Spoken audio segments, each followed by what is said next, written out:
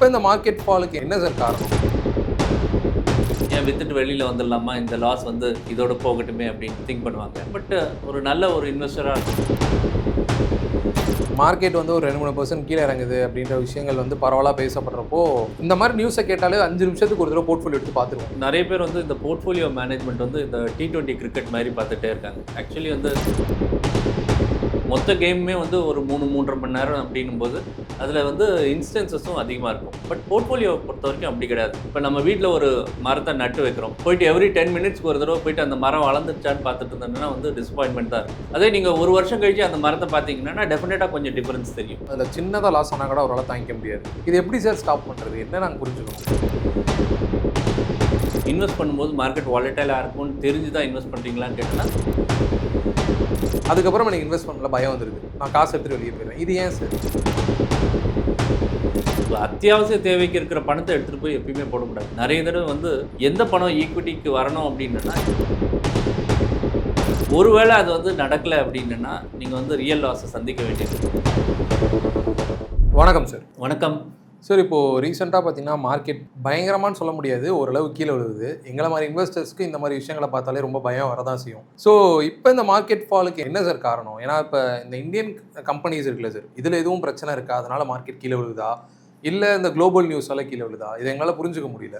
சரி, இன்றைக்கி மார்க்கெட் நிறைய விழுந்திருக்கான ரீசன் வந்து பியூர்லி வந்து குளோபல் நியூஸ் தான். குளோபல் நியூஸில் இப்போ நமக்கு தெரியும், இப்போது யூஎஸ் அண்ட் அலீஸ் வந்து ஈரான் அட்டாக் பண்ணி ஈரான் ரிட்டாலியேட் பண்ணிட்டு இருக்கிற ஒரு டைமு. இதனால நமக்கு நிறைய வந்து குளோபல் சேஞ்சஸ் நடந்துட்டுருக்கு. ஸோ இந்த சேஞ்சஸ்னால ஒருவேளை இந்தியாவுக்கு இம்பேக்ட் வரலாம் அப்படின்ற ஒரு எதிர்பார்ப்பு. அதனால் ஷார்ட் டேர்மில் ஒரு சின்ன ஒரு பிளிப் தெரியுது. பட் இது மாதிரி முன்னாடியும் நடந்திருக்கு. அதனால் we will see the result in future.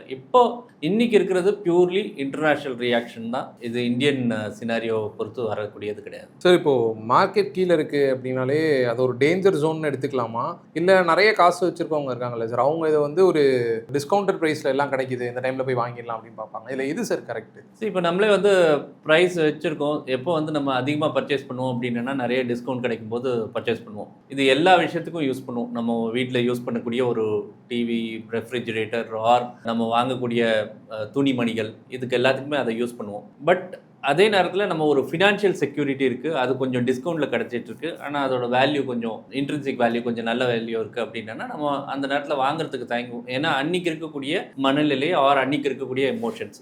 ஒருவேளை மார்க்கெட் ரொம்ப விழுந்துட்டுருக்கு அப்படின்னா ஃபேர் வேல்யூ கீழே வந்திருந்தாலும் நம்ம வாங்க தயக்கப்படுவோம். ஸோ நம்ம இந்த நேரத்தில் ஃபேர் வேல்யூ கீழே ஒரு செக்யூரிட்டியோ ஒரு மியூச்சுவல் ஃபண்டோ வந்திருந்ததுன்னா தாராளமாக வாங்கலாம். அதுதான் ஹிஸ்ட்ரியும் நமக்கு சொல்லியிருக்கு. டெஃபினட்டாக நல்ல ப்ரைஸஸில் செக்யூரிட்டிஸை வாங்குறது வந்து ஒரு இன்வெஸ்டரை வெல்தியாக ஆக்கியிருக்கு. பாஸ்ட்டில் இன்னியும் அதுதான் நடக்கும்.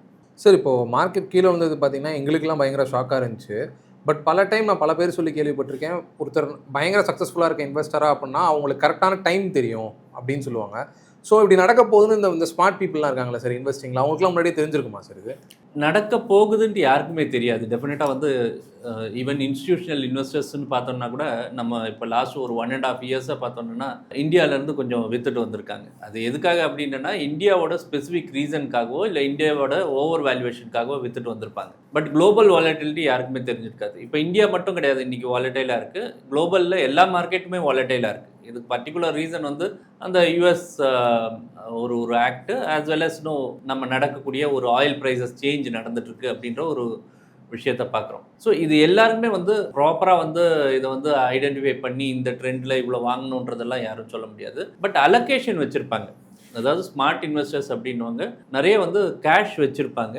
அந்த நேரத்தில் யூட்டிலைஸ் பண்ணுறதுக்கு அவங்ககிட்ட அந்த பணம் இருக்கும். இப்போ ஒரு retail investor fully already invested ஈக்விட்டியில் இருக்கார் அப்படின்னா அவர்கிட்ட எக்ஸ்ட்ரா பணம் இருக்காது. இந்த மாதிரி வீழ்ச்சி வரும்போது இன்வெஸ்ட் பண்ணுறதுக்கு அவங்ககிட்ட பணம் இருக்காது. ஸோ இந்த ஆப்பர்ச்சுனிட்டியை அவங்களால யூட்டிலைஸ் பண்ண முடியாது. ரேதர் அவங்க ரிவர்ஸில் சிந்திப்பாங்க, ஏன் வித்துட்டு வெளியில் வந்துடலாமா, இந்த லாஸ் வந்து இதோட போகட்டுமே அப்படின்னு திங்க் பண்ணுவாங்க. பட் ஒரு நல்ல ஒரு இன்வெஸ்டராக இருக்கும்போது இந்த ஆப்பர்ச்சுனிட்டியை யூஸ் பண்ணி எப்படி போர்ட்ஃபோலியோ பில்ட் பண்ணுறது அப்படின்றத பார்ப்பாங்க, அதை வந்து பில்டப் பண்ண ஆரம்பிப்பாங்க. சார், இப்போ தான் இன்வெஸ்ட்மெண்ட் ஸ்டார்ட் பண்ணுறாரு அப்படின்னா அவருக்கு வந்து போடுற ஒவ்வொரு பணமுமே ரொம்ப முக்கியம். அதில் சின்னதாக லாஸ் ஆனால் கூட அவரால் தாங்கிக்க முடியாது.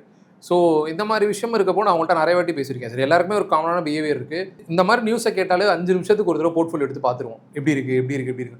இது எப்படி சார் ஸ்டாப் பண்ணுறது, என்ன நாங்கள் புரிஞ்சுக்கணும்? எப்பயுமே வந்து நிறைய பேர் வந்து இந்த போர்ட்ஃபோலியோ மேனேஜ்மெண்ட் வந்து இந்த T20 கிரிக்கெட் மாதிரி பார்த்துட்டே இருக்காங்க. ஆக்சுவலி வந்து T20 கிரிக்கெட்டில் என்ன பிஹேவியர்னு பார்த்தீங்கன்னா வந்து ஒரு ஒரு 2 ஓவர் விட்டுட்டு நீங்கள் வந்து திருப்பி மேட்சை பார்த்தீங்கனாலும் மேட்சோட நிலை வந்து மாறி இருக்கும். ஸ்கோர்ஸ் மாறி இருக்கலாம், இல்லை விக்கெட் விழுந்திருக்கலாம், என்ன வேணால் நடந்திருக்கலாம். இந்த மாதிரி நிறைய சேஞ்சஸ் இருக்கக்கூடிய ஒரு கேம். மொத்த கேமுமே வந்து ஒரு 3-3.5 மணி நேரம் அப்படின்னும்போது அதில் வந்து இன்ஸ்டன்சஸும் அதிகமாக இருக்கும். பட் போர்ட்ஃபோலியோவை பொறுத்த வரைக்கும் அப்படி கிடையாது. இப்போ நம்ம வீட்டில் ஒரு மரத்தை நட்டு வைக்கிறோம், போயிட்டு எவ்ரி 10 மினிட்ஸ்க்கு ஒரு தடவை போயிட்டு அந்த மரம் வளர்ந்துருச்சான்னு பார்த்துட்டு இருந்தோம்னா வந்து டிசப்பாயின்மெண்ட் தான் இருக்கும். அதே நீங்கள் ஒரு வருஷம் கழிச்சு அந்த மரத்தை பார்த்தீங்கன்னா டெஃபினட்டாக கொஞ்சம் டிஃபரன்ஸ் தெரியும். எவ்ரி இயர் அந்த மரத்தோட வளர்ச்சி வந்து கொஞ்சம் நிச்சயமாக தெரியும். நீங்கள் எவ்ரி 5 மினிட்ஸ்க்கோ 10 மினிட்ஸ்க்கோ ஒரு 2 ஹவர்ஸ்க்கோ ஒரு நாளைக்கோ ஒரு தடவை நீங்கள் பார்த்துட்டு இருக்கிறதுல பிரயோஜனமே கிடையாது. ஸோ உங்கள் போர்ட்ஃபோலியோ ஆனது வந்து லாங் டேர்ம் இன்வெஸ்டிங்கில் இருக்கணும். அப்படி இருக்கும்போது உங்களுடைய வளர்ச்சி வந்து டெஃபினட்டாக அதிகமாக இருக்கும். முதல்ல வந்து இந்த பிஹேவியரை நீங்கள் மாற்றணும் அப்படின்னு நினச்சிங்கன்னா, ரொம்ப ட்ரபிள் பண்ணிட்டு இருக்குன்னா அந்த பர்டிகுலர் ஆப்பு அதை வந்து ஒரு நாளைக்கு வந்து அன்இன்ஸ்டால் பண்ணிவிடுங்க. அன்இன்ஸ்டால் பண்ணிவிட்டு ஒரு நாள் கழிச்சு இன்ஸ்டால் பண்ணி பாருங்கள். ஸோ உங்களுடைய அந்த ஆங்ஷியஸ்னஸ் குறையும். டெஃபினட்டாக உங்களுடைய பிஹேவியர் பெட்டர் ஆகும். மார்க்கெட் வந்து ஒரு 2-3% கீழே இறங்குது அப்படின்ற விஷயங்கள் வந்து பரவலாக பேசப்படுறப்போ அந்த விஷயத்தை நம்ம இக்னோர் பண்ணுறது பெட்டரா சார்? இப்போ நம்ம ஒரு வேளை இக்னோர் பண்ணிட்டோம் அப்படின்னா அது நம்மளுக்கு பெரிய பிரச்சனையாக அமையுமா? இல்லை வந்துட்டு இல்லை அது ஒரு நார்மலான விஷயம் தான், மார்க்கெட்லாம் வாலட்டிலிட்டி இருக்க தான் செய்யும் அப்படின்ற மாதிரி புரிஞ்சுக்கணுமா? இப்போ எல்லாருமே வந்து மார்க்கெட்டில் வாலட்டிலிட்டி இருக்கா அப்படின்னு கேட்டோன்னா எல்லாருக்குமே தெரியும். இன்வெஸ்ட் பண்ணும்போது மார்க்கெட் வாலட்டைலாக இருக்கும்னு தெரிஞ்சு தான் இன்வெஸ்ட் பண்ணுறீங்களான்னு கேட்டோன்னா பெரும்பான்மையாருக்கு வந்து நிச்சயமாக தெரியும். மார்க்கெட் வந்து சீராக போகும், ஒரே இடத்துல எப்படியே நிற்கும் அப்படின்றது வந்து கிடையாது. பாஸ்ட் ஹிஸ்ட்ரிஸும் நிறைய தடவை நம்ம படிச்சிருக்கோம். எல்லாருக்குமே அது தெரியும். ஆனால் வந்து எல்லாருக்குமே வந்து 2 விதமான பிரெயின் இருக்குது. ஒன்று வந்து எமோஷ்னல் ஒரு ஆஸ்பெக்ட் ஒன்று இருக்குது, இன்னொன்று வந்து திங்கிங் ஆஸ்பெக்ட் ஒன்று இருக்குது. திங்கிங் ஆஸ்பெக்டோட தான் நிறைய நேரத்தில் வந்து இன்வெஸ்ட் பண்ணுறோம். எமோஷனல் ஆஸ்பெக்ட் எப்படி அப்படின்றதுனா, இப்போ நம்ம சூழ்ந்து இருக்கக்கூடிய இந்த நியூஸ், இப்போ குளோபல் நியூஸ் இன்றைக்கி கேட்குறோம் அப்படின்னா உடனே அது ஒருவேளை நம்ம போர்ட்ஃபோலியோ அஃபெக்ட் பண்ணுமோ அப்படின்ற அந்த எமோஷனல் ஆஸ்பெக்ட் வந்து டேக் ஓவர் பண்ண ஆரம்பிச்சிடும். இது வந்து அந்த திங்கிங் பிரெயினுக்கு வந்து ஒரு நெகட்டிவ் ஆஸ்பெக்ட். ஸோ இதை வந்து நம்ம வந்து கண்ட்ரோல் பண்ண கற்றுக்கிட்டோம்னாலே நிச்சயமாக வந்து டெஃபினட்டாக நல்ல பிஹேவியர் எடுத்துகிட்டு வர முடியும். ஓவர் பீரியட் ஆஃப் டைம் இது ப்ராக்டிஸில் வந்துடும். நிறைய நேரம் இன்வெஸ்ட் பண்ணிகிட்டு இருக்கவங்க வந்து இந்த சைக்கிள்ஸை பார்த்தவங்களுக்கு இந்த பெரிய ஒரு ப்ராப்ளம் இருக்காது. பட் ரீசெண்டாக இப்போ ஒரு லாஸ்ட் ஒரு 4-5 இயர்ஸில் மார்க்கெட்டில் வந்திருந்தவங்க அந்த பெரிய ஒரு புரிதலோ அவங்களுக்கு ஒரு எக்ஸ்பீரியன்ஸோ இருக்காது. அவங்களுக்கு அந்த ஆங்ஸைட்டி அதிகமாக இருக்கும். அவங்களும் கொஞ்சம் பார்த்து ப்ராக்டிஸ் பண்ண ஆரம்பித்தாங்கன்னா நல்லாயிருக்கும். மார்க்கெட் இந்த 2-3% கீழே விழுறப்பயே நம்மளுக்கு டிஸ்கவுண்டட் ப்ரைஸில் எல்லாம் கிடைக்குது அப்படின்னு மைண்ட் செட்டில் தான் இன்வெஸ்டர்ஸ் பார்ப்பாங்க. அப்படின்னு இருக்கப்போ இப்போ ஒருத்தர் வாங்கிடுறாரு சார், ஸ்டாக் எல்லாம் வாங்கிடுறாரு, ஈக்விட்டிஸ் பர்ச்சேஸ் பண்ணிடுறாரு. பட் ஆனால் இப்போ தான் ரியலைஸ் பண்ணுறாரு மார்க்கெட் இன்னும் மேலே போகல, அதே ஸ்டேட்டில் தான் இருக்குது. அப்படின்றப்போ அவர் இன்வெஸ்ட் பண்ண பணம் பார்த்தீங்கன்னா இப்போ ரெண்ட்டுக்கோ இஎம்ஐக்கோ ஒரு தேவைப்படுற பணமாக இருக்கலாம். ஸோ இந்த மாதிரி சிச்சுவேஷன் எப்படி சார் ஹேண்டில் பண்ணுறது? உங்கள் அத்தியாவசிய தேவைக்கு இருக்கிற பணத்தை எடுத்துகிட்டு போய் எப்பயுமே போடக்கூடாது. நிறைய தடவை வந்து இன்வெஸ்டர்ஸ் வந்து ஒரு புரிதல் வந்து பணம் அப்படின்னும் போது எல்லாத்துக்கும் ஒரே வேல்யூன்னு நினச்சிட்டு இருக்காங்க. அதாவது உங்களுக்கு ரெகுலராக வேண்டிய பணங்கள், இப்போ இஎம்ஐ பணம்னு நீங்கள் சொல்கிறீங்க, இல்லை சில பேர் வந்து க்ராசரி வாங்குறதுக்கு வச்சுருப்பாங்க.